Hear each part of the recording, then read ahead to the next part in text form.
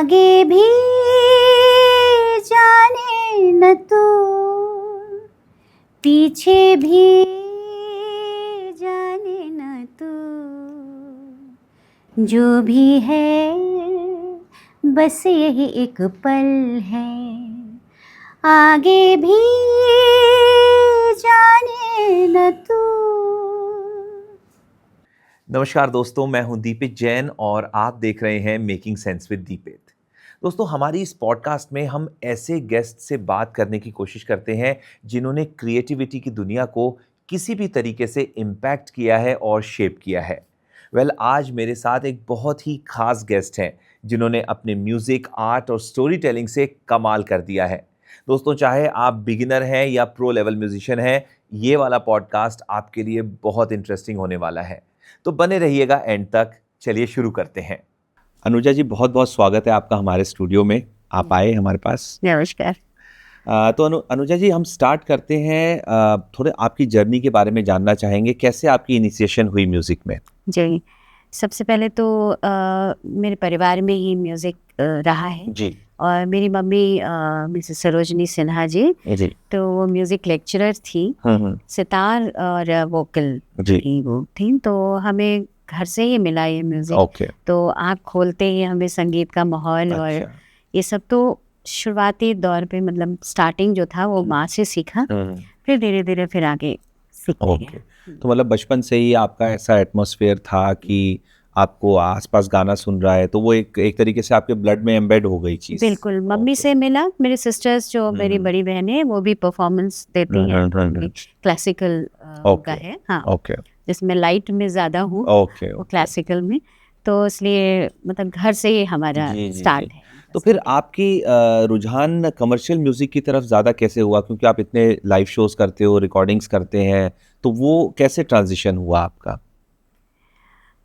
Actually मैंने जैसे बताया कि बचपन से हमारे घर में माहौल था और ट्रांजिस्टर होता था उस वक्त, हाँ जी, छोटा सा, या वो रेडियो, तो उसमें जब लता जी या नाशा जी तो बाद में बोलते थे गाना खत्म होने का, अभी आप लता मंगेशकर से ये गीत सुन, तो हम, मतलब मैं उनको उनका नाम सुनते सुनते मेरे दिमाग में ये होता था कि ये कौन है, ये कैसे गा रही है, इस लाइन पे कैसे आई, मतलब उनको ये बॉलीवुड या ये लाइट म्यूजिक, तो मेरी दीदी बोलती थी कि ये अब देखो ये लता जी ने गाया, तो मुझे लगता था इनको कैसे पता, तो वो मेरे दिमाग में बैठा था। और मैंने पूछा कि ये जो गा रही है इनको क्या बोलते हैं, पार्श्व गायिका जैसे कभी बोलते, बिल्कुल। तो मेरे मन में तब से बैठा था कि मैं प्लेबैक सिंगर बनूंगी। तो इसलिए क्योंकि घर में माहौल क्लासिकल का था जी, बट मेरा रुझान ये लता जी और आशा जी से ज़्यादा मैं इंस्पायर्ड हुई, मतलब कि मुझे ऐसे ही बनना है, तो इसलिए मैं कमर्शियल में और लाइट में, हाँ, ज़्यादा आई। तो आपने दोनों एराज देखे हैं, आपने तब भी रिकॉर्डिंग करी है जब हम O2R लगाकर हाई एट पे रिकॉर्डिंग करते थे, और फिर अब जब सब सॉफ्टवेयर बेस्ड हो गया है, अब तो इवन लाइव शोज भी -1 ट्रैक पर हो रहे हैं। पहले तो सारे म्यूजिशियंस लाइव बैठते थे, तो आपको कौन सा, किसमें ज़्यादा मज़ा आता था? पहले ज़्यादा मज़ा आता था या आजकल ज़्यादा मज़ा आता है? मैं, देखिए, दोनों का ही अलग अलग वो है, लेकिन फिर भी जब लाइव होता था तो उसका एक अलग माहौल होता था।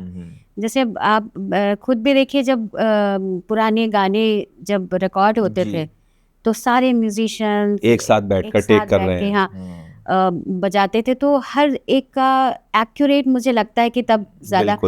और लेकिन एक माइनस ये होता था कि अगर आप उनमें से किसी एक ने भी छोटी सी भी मिस्टेक की तो पूरा गाना आपको दोबारा से करना पड़ेगा। तो वो उस वक्त लगता था कि हाय, काश ऐसा हो कि हमने ऐसे।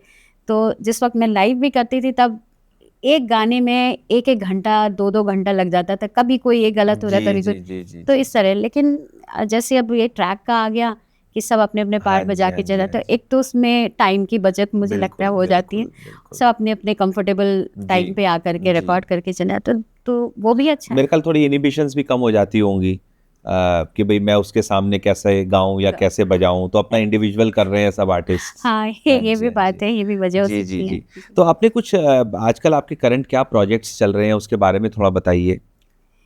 देखिए, मैं आजकल डिवोशनल ज़्यादा हो रहे हैं जी, तो डिवोशनल में कर रही हूँ, और कुछ अपने ही मैंने कुछ रोमांटिक गाने हैं और गज़ल है जी, तो क्योंकि मैं खुद भी कंपोज भी कर अच्छा, देती हूँ। तो मेरी कुछ है ऐसे कॉम्पोजिशंस जो मैंने वो किया है, मतलब रिलीज किया है। मेरा अपना एक चैनल अनुजा सिन्हा ऑफिशियल, तो उसमें मेरे ही अपने लिखे हुए, मेरे ही कंपोज किए हैं। तो उसमें वैरायटी दी हुई, मतलब गजल भी है, रोमांटिक भी है। तो मैम जब बात कॉम्पोजिशन और गाने बजाने की छिड़ी गई है तो हम चाहेंगे आप कुछ गाकर सुनाए हमको। ठीक है। एक हमारी मूवी है मैंने गाया जिसमें, फिल्म का नाम है 30 मिनट्स। उस फिल्म से ये गीत है जो कुणाल गांजावाला के साथ मैंने डुएट गाया है। बिल्कुल। छोटा सा एक साइन सुना दे। जी। जादू सा छाया दिल तुझ पे आया, जादू सा छाया दिल तुझ पे आया, हुआ खुद से पराया, दिल खो गया, दिल खो गया, लगता है मेरा दिल खो गया, दिल खो गया, दिल खो गया, हाय दिल ये मेरा कहीं खो गया। क्या बात है, बहुत अच्छा। जैसे अब ये फिल्म सॉन्ग है, ये तो खैर सभी ने सुना हुआ है, बहुत पॉपुलर सॉन्ग है। अब एक तो होता है कि फिल्म सॉन्ग आप रिकॉर्ड कर रहे हैं, एक होता है कि आप जिंगल्स कर रहे हैं। तो दोनों में जब आप करने जाते हैं स्टूडियो में तो आर्टिस्ट के माइंडसेट में क्या फ़र्क होता है? मतलब कुछ जो आप प्रेजेंट करते हैं अपनी वॉइस को, उसमें फ़र्क आ जाता है, या कुछ तैयारी का फ़र्क होता है? क्या डिफरेंस आता है दोनों में?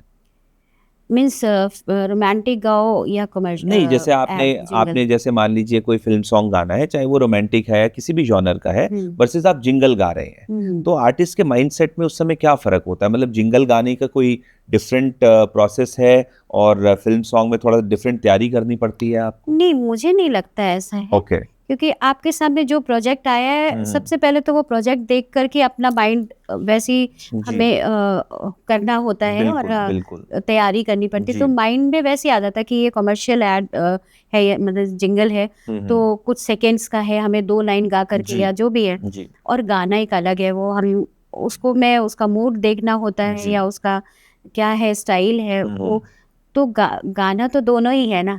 तो ऐसा कोई अलग तैयारी नहीं, लेकिन बस आपको मूड देखना है और उस का सिचुएशन क्या है कि किस पर या तो पिक्चराइज हो रहा है या किस प्रोडक्ट के लिए। तो ये डिफरेंस है बस। तो जिंगल में जैसे क्योंकि नॉर्मली 30 सेकंड्स 40 सेकंड्स की जिंगल्स होती हैं, तो जिंगल में आपको ज़्यादा प्रिसाइज, ज़्यादा प्रॉम्प्टनेस चाहिए या ज़्यादा एक्सप्रेशन चाहिए होती है वर्सेस अ सॉन्ग? नहीं, एक्सप्रेशंस तो दोनों में चाहिए आपको। ओके भाई, वो सॉन्ग क्या मूड का है वो उसके लिए अलग जी, बिल्कुल। और ये जिंगल है कितने भी सेकंड्स का हो उसके लिए अलग। जी बिल्कुल। तो आपको क्या पसंद है? आपको स्टूडियो रिकॉर्डिंग ज़्यादा पसंद है या आपको लाइव शोज करना ज़्यादा पसंद है?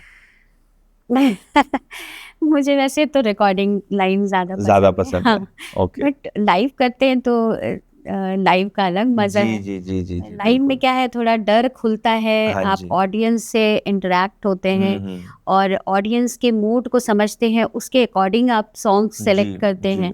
कई बार हम कुछ गाना ले लेते हैं जो ऑडियंस को नहीं समझ में आता, वो बोलता नहीं ऐसा बोलेंगे तो कोई भी नहीं, लेकिन एक थोड़ा पता चल जाता है, से पता चलता है कि नहीं ये नहीं, तो तुरंत वो हम, क्योंकि अब इतने समय से करते करते शोज वगैरह, तो एक दिमाग में आ जाता है कि नहीं ये अभी इस जगह पे क्लिक नहीं हो रहा। तो हम तुरंत चेंज कर देते हैं।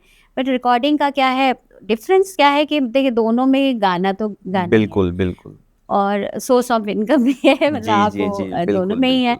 लेकिन रिकॉर्डिंग में क्या है, आप जो सुर लगा रहे हैं बिल्कुल एक्यूरेट, और कहीं भी इधर उधर भी चल जाएगा, तो क्योंकि वो हमेशा के लिए रिकॉर्ड हो रहा है। हाँ। लाइव में मेरे ख्याल 19-20 चल जाता होगा, एंड सबके साथ ही होता है बिकॉज मूवमेंट होती है स्टेज पर, तो थोड़ा बहुत गला ऊपर नीचे हो ही जाता है। थोड़ा चलेंगे तो सांस का भी हो जाता है, ब्रीदिंग का, तो उसमें थोड़ा ये चल जाता है लाइव में। बट आप जब रिकॉर्डिंग करते हैं तो आपकी एक एक हरकत, एक एक मुर्कियाँ बिल्कुल परफेक्ट होनी चाहिए जी। बट क्या आपको ऐसा नहीं लगता कि हर आर्टिस्ट को स्टूडियो का एक्सपीरियंस ज़रूर लेना चाहिए, भले वो परमानेंटली उसको करे या ना करे? बट मुझे ऐसा लगता है कि लाइव का जो आर्टिस्ट है, ज़रूरी नहीं है कि वो स्टूडियो में वैसा ही परफॉर्म कर पाए जैसा वो स्टेज पर करते हैं, क्योंकि लाइव में तो कोई बंदिश नहीं है, आप खुला गा रहे हैं या खुला बजा रहे हैं, फॉर एग्जांपल कोई तबला प्लेयर है या कोई सिंगर है, बट स्टूडियो में आकर तो एक पर्टिकुलर क्लिक में, मीटर में आपको परफॉर्म करना है। हाँ। तो आपका क्या कहना है इस बारे में? नहीं, बिल्कुल होना चाहिए एक्सपीरियंस स्टूडियो का जी, क्योंकि मैंने कुछ ऐसे सिंगर्स भी देखे हैं जी, जो लाइव में बहुत एकदम बादशाह हैं, यूं फाड़ देते हैं ऑडियंस के सामने, मतलब ये, बट जहाँ वो माइक पे आते हैं तो उनकी जो भी हरकतें हैं या उनका एक तो खराश भी बहुत माइक कैच करता है, एविडेंटली वो पता चलती है, तो वो पता चल जाता है कि ये, तो इसलिए होना चाहिए मेरे ख्याल से स्टूडियो में आकर के आप को अपनी वॉइस का टेस्ट कर लेना चाहिए। बिल्कुल बिल्कुल बिल्कुल। तो मैम, एक सिंगर चाहे मेल हो या फीमेल हो, आप लोग अपनी आवाज़ को, अपने गले की केयर करने के लिए क्या क्या करते हैं? या मतलब कई लोग कहते हैं कि हम तो कुछ नहीं करते, हम तो ठंडा भी खाते हैं, सब कुछ खाते हैं, और कई लोग कहते हैं कि नहीं, अचार नहीं खाना चाहिए, ठंडा नहीं खाना चाहिए। तो आप क्या करते हैं पर्सनली? देखिए, डिपेंड्स, मैं वही 5 उंगलियां बराबर नहीं है, हर एक का हेल्थ, हर एक का बॉडी अलग अलग है, बट मैंने देखा है कि मैं मेरे गले के लिए ठंडा में अवॉइड करती हूँ, क्योंकि ठंडे से मुझे होता है। हाँ, ये अचार वगैरह भी नहीं खाती हूँ मैं जी। तो दही, अचार, ये सब अगर बहुत दिल करता है मेरे को दही खाने का तो मैं दिन में खा लेती हूँ, रात में अवॉइड करती हूँ। तो थोड़ा थोड़ा हर चीज़ खाना चाहिए, एकदम से नहीं बंद करना चाहिए, लेकिन ये मेरा अपना पर्सनल है कि मैं ये सब चीज़ें अवॉइड करती हूँ। मुझे ठंडे से सबसे पहले मेरा गला पकड़ता है, तो आइस तो बिल्कुल नहीं। Okay, but to each his own होता है, मतलब हर बंदे की बॉडी अपना अपना रिस्पॉन्ड करती है। जी, कुछ एसी में फुल एसी करके भी सिंगर्स मैंने देखे गाते हैं। हाँ, बट मैं नहीं बैठ सकती हूँ, मुझे तो एसी बंद हो जाए तो वो ज़्यादा अच्छा। तो ये हर एक का अपना बॉडी। अच्छा, अपने फॉरेन टूर्स के बारे में बताइए। इतने सारे आपने फॉरेन टूर्स करे, तो कोई ऐसा मेमोरेबल आपका टूर रहा हो, या जहाँ का क्राउड आपको बहुत पसंद आया, या जो कंट्री आपको बहुत अच्छी लगी? जी, अभी देखिए, रिसेंटली मैं गई थी लंदन, तो वहाँ पर मुझे बहुत ही आनंद आया गाने में, क्योंकि सबसे पहले तो मैं, क्योंकि ओल्ड मेलोडीज ज़्यादा पसंद करती हूँ, लता जी, आशा जी, गीता दत्त जी, तो इन लोगों के गाने मतलब मैं फील करती हूँ कि ये, मतलब मुझे ऐसा लगता है ये मेरे मूड के गाने हैं। तो वहाँ पर मुझे ऑडियंस भी ऐसे ही मिली, तो गुजराती क्राउड था। बिल्कुल। तो आप समझ सकते हैं, गुजराती तो मतलब जहाँ है वहाँ म्यूजिक जिंदा है, मैं ये कहूँगी सीरियसली कि वो जहाँ है वो ओल्ड पैट्रनाइज भी करते हैं और प्रमोट भी करते हैं, दोनों चीजें करते हैं। बिल्कुल। तो इसलिए मुझे बहुत अच्छा लगा, और एक से एक फरमाइश भी उन्होंने की। अच्छा। पुराने गाने। तो आप लोग तैयार रहते हैं बिल्कुल पुराने गानों की उसके साथ में, लिस्ट के साथ में, जैसे कोई सडनली फरमाइश कर दे तो म्यूजिशियंस जो साथ में होते हैं उनको भी पता होता है कैसे बजाना है? देखिए, वही मैं कह रही हूँ ना कि करते करते एक्सपीरियंस हो गया। तो मैंने जैसे बोला कि मुझे पुराने गाने ज्यादा पसंद हैं। जी। तो मैं पुराने से पुराने गाने सुनती रही। मैंने बोला ट्रांजिस्टर के समय से मैं, हाँ बिल्कुल, तो वो बैठा हुआ है आपके अंदर। हाँ, जो ट्रांजिस्टर में सिर्फ और सिर्फ पुराने गाने, बिना का, सिबा क्या, ये सब चलते थे ना। तो तब से मैं सुनती आ रही हूँ। और मेरे पापा, जैसे मम्मी मेरे म्यूजिक लेक्चरर, तो पापा मेरे बहुत अच्छे लिसनर, अच्छा, क्रिटिक एंड लिसनर। तो पापा का कान में ऐसे छोटा सा ट्रांजिस्टर होता था, और सिलोन, BBC, लंदन, ये सब सुनते रहते थे। तो हम लोग का बचपन, मेरा बचपन मतलब उसी में से निकला है। तो मैं लता जी के, आशा जी के, और मुकेश जी, रफ़ी साहब, तो इसलिए मेरे अंदर, मेरे खून में है। तो पुराने गाने से मुझे बहुत लगाव है। तो मुझे पता है कि गाने ये सुने जाएंगे या क्या है। तो मैं अभी तो मैम, पुराने गानों की बात हो रही है तो मेरे से तो रहा नहीं जा रहा, आप कुछ एक कोई पुराना गाना हो जाए फिर। पुराने गाने, चलिए, तो एक वक्त फिल्म का है। जी बिल्कुल, आशा जी का गाया हुआ। जी। आगे भी जाने न तू, पीछे भी जाने न तू, जो भी है बस यही एक पल है, आगे भी जाने न तू। क्या बात है मैम, बहुत अच्छा, बहुत सुंदर। अच्छा मैम, ये बताइए कि जितने आजकल यंग म्यूजिशियंस हैं, जो एस्पायरिंग सिंगर्स हैं या इंस्ट्रूमेंटलिस्ट्स हैं, बहुत सारे लोगों को अपनी राइट्स के बारे में नहीं पता है। तो हम थोड़ा सा बात करना चाहेंगे कॉपीराइट के ऊपर, या आपकी जो इंटेलेक्चुअल प्रॉपर्टी राइट्स हैं एज म्यूजिशियंस, एज सिंगर्स। तो इसमें जैसे ऑर्गेनाइजेशंस भी बनी हुई हैं, म्यूजिशियंस के लिए अलग हैं, कंपोजर्स, लिरिसिस्ट्स के लिए अलग हैं। तो आप थोड़ा सा हमें बताइए कि ये सारा सिस्टम कैसे वर्क करता है, और क्या एक्चुअली आर्टिस्ट को रॉयल्टी मिलती है, किस सोर्स से मिलती है? देखिए, जैसे हम लोग गाते हैं या म्यूजिशियन बजाते हैं, रिकॉर्डिंग की मैं बता रही हूँ, तो उनको वन टाइम एक पेमेंट मिलता है, फिर वो बेचारे चले जाते हैं। जी। लेकिन एक IPRS और एक इसामरा है, ये दो ऐसी संस्था है जिसमें आपने जो भी बजाया, जैसे कंपोजर है, लिरिसिस्ट है, उसने जो ट्यून बनाई है या लिखा है, वो एक IPRS में आप अपने आप को एनरोल कर लो। और जो आपने किया हुआ है गाने, उसको भी 5 आपके गाने जैसे फर्स्ट टाइम में करने होते हैं, फिर जैसे जैसे रिलीज हो रहे हैं उसको अपलोड करते जाइए IPRS।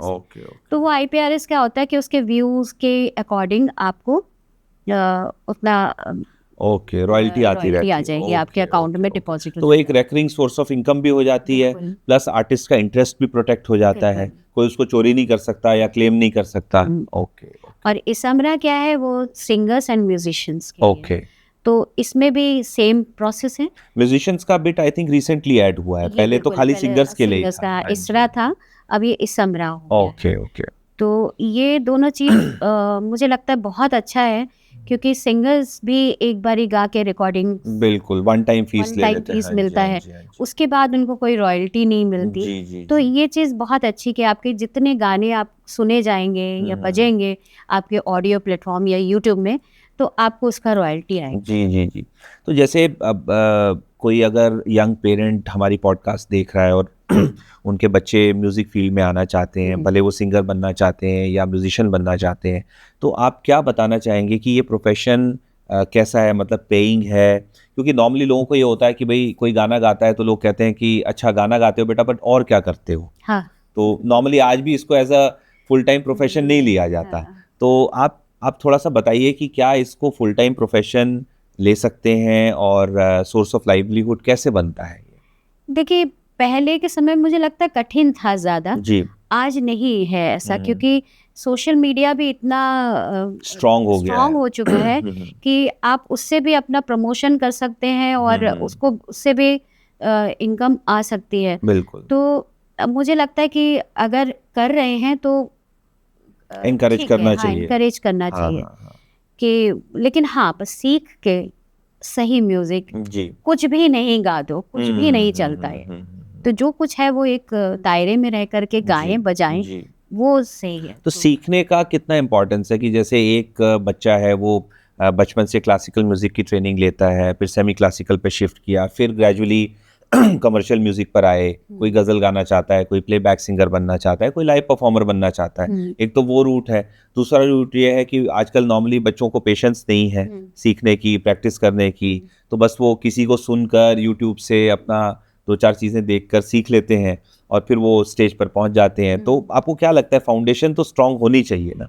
बिल्कुल होनी चाहिए कि आपका बेस तो बिल्कुल तैयार रहना चाहिए जी, बेसिक नॉलेज भी होनी चाहिए, तभी आपको आगे आना चाहिए। लेकिन अब मैंने बोला ना कि आज की डेट में सब कुछ पॉसिबल है।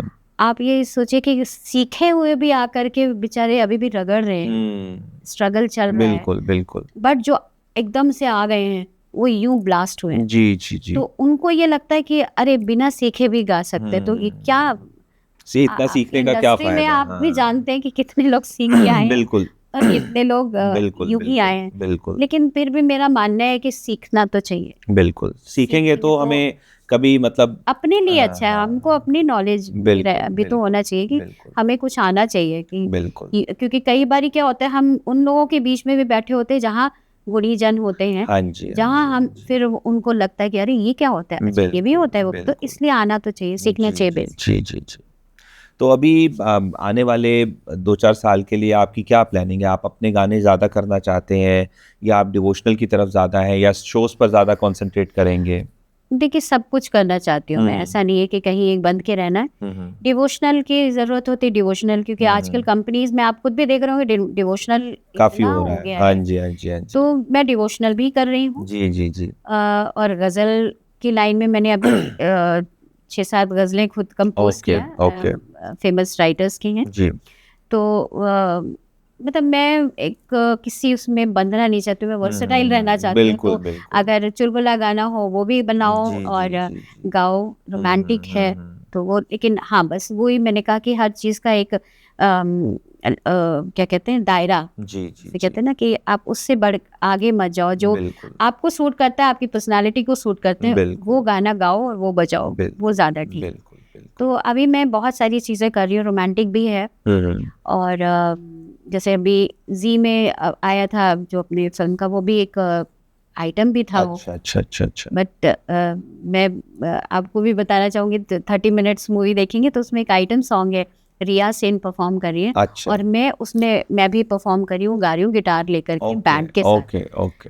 तो दर्शक भी देखना चाहें जी बिल्कुल लिंक बता लिंक हम अपनी डिस्क्रिप्शन में जरूर देंगे। बिल्कुल। तो इसलिए मैं रोमांटिक आइटम, और वो आइटम थोड़ा पॉप टाइप है आइटम, वो किया है मैंने। तो गजल है, रोमांटिक, भजन, सैड, सभी। जी। इसलिए मैं किसी चीज में बंधना नहीं चाहती हूँ। जी। और कोशिश ये रहती कि अपने आप को रीइन्वेंट करते रहें। हाँ जी बिल्कुल, कुछ ना कुछ ऐसा हो कि लोगों को पसंद आए। नहीं बिल्कुल। चलिए मैम, अब इसी नोट पर हम अपने दर्शकों से विदा लेना चाहेंगे। एंड बहुत अच्छा लगा, और आप आए, आपने अपनी नॉलेज, अपना एक्सपीरियंस शेयर किया, और सबसे अच्छी बात हमें गाकर सुनाया, तो बहुत मज़ा आया स्टूडियो में हमको। एंड हम होप करते हैं दोबारा से मिलेंगे आपके साथ पॉडकास्ट पर। Thank you ma'am. थैंक्स। दोस्तों, अगर आपको आज का पॉडकास्ट अच्छा लगा और पसंद आया तो हमारे चैनल को ज़रूर सब्सक्राइब कीजिए, और दोस्तों ज़्यादा से ज़्यादा हमारे वीडियोस को लाइक और शेयर कीजिए, और कमेंट्स करना बिल्कुल ना भूलिएगा। तो मिलते हैं नेक्स्ट टाइम, तब तक के लिए गुड बाय।